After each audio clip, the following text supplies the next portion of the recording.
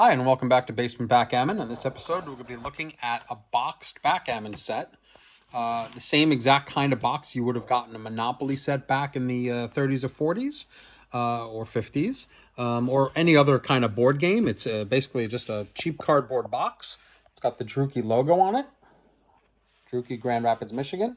This is the original William F. Dreuke company, not Dreuke Blue Chip Company, which is a spin-off. You can see it there, William F. Dreuke and Sons, and this is set number 7158 is the model number. This backgammon set, if you open it up,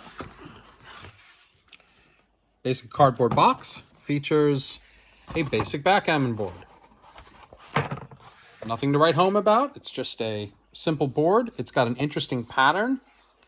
So this pattern where the outline is kind of the outline for the white points kind of creates a negative space for the inside the white points, so one on top of the other point. And then you've got the solid black points, or the brown points in this case. It's clearly something that had been going on for quite a while. I don't know quite how old this board is, but I mean, it could easily be from the 40s.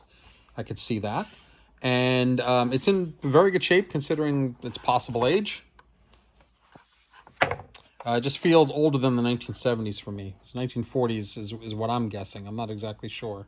I would love to have a catalog of the William F. Dreuke company from the 40s so I can check it. So this is just a basic folding cardboard board.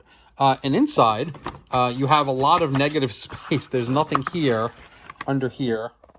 As you can see, this is just a big open space. And I think they must have had other board games that fit into this size box. So they created this big spacer, and everything fits into this little tiny area. It's kind of disconcerting to lift up this big box and see just this little thing. But what we have here are plastic chips, and these are heavier than normal plastic. These are not light plastic. They're not like super heavy, but they definitely have heft to them. They've got a finger dish inside, and they're ridged so they can stack well. And underneath you can see it's just molded plastic. It's not Bakelite or anything, most likely. But just molded plastic in black and yellow. It comes with 2 dice, which are vintage to the period. So definitely these are original dice. And the most interesting thing, and the reason I bought this board, is this backgammon doubler. So I've done another video where I feature a little Dreuke travel board where this backgammon doubler, something like this, is actually built into the board itself. But in this case, for the board game, this backgammon doubler comes with this set and is meant to be put on the side and used during play. And the way it works is you have pegs of black and yellow to match the checkers. And then you have place to put your pegs right over here. And then whoever doubles takes it. You know who doubled last. So I doubled to 2. I've accepted. Good. Black now puts it in the 2.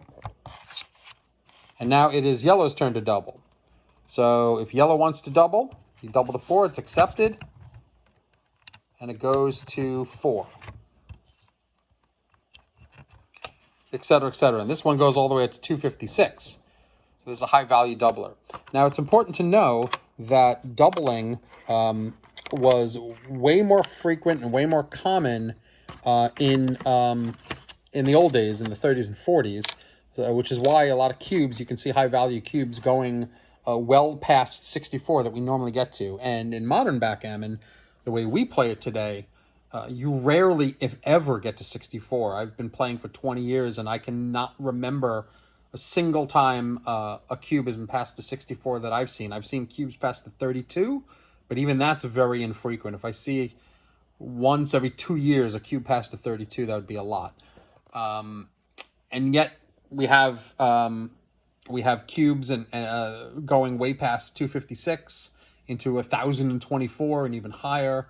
And the reason for that is that doubling was more common. It was more culturally accepted. And there were also alternative rules for when you rolled the dice at the first time. So this booklet that comes with this actually comes from an old book called Backgammon at Sight from 1930. The Dreuke company used that book to create their instructions. And you can see a little bit about doubling. There's a section here on doubling. After the original stake has been agreed upon, it's doubled as follows. When casting for the first move, each tie doubles the stakes. So it was standard practice back then in 1930 that when you roll doubles as your first roll, that the stakes automatically doubled. When casting for the first move, each tie doubled. Yes. When the loser has not borne a single man off the board, he loses a gammon. The score is doubled. We know this.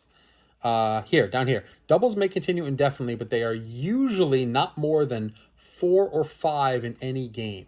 So the standard back then was to have enough doubles where 4 and 5 would be considered common, whereas now 4 and 5 would be way more than normal. 1, 2, 3, that's 4 is 16, and 32 are generally the more common doubling numbers, meaning that it doubles up to that. 8 probably was pretty common, whereas now 4 is usually, if it ever gets doubled past the 2, it'll get doubled to 4. The game will usually end at 4, occasionally go to 8, rarely 16, almost never 32, and 64 almost unheard of. Anyway, so that's a little bit of interesting history there, and I hope you enjoyed this backgammon doubler little device that came with the Dreuke boards. It's an interesting little piece of side history from that time period. I hope you enjoyed this video, and I will see you again soon. Please like and subscribe for more content. Thank you.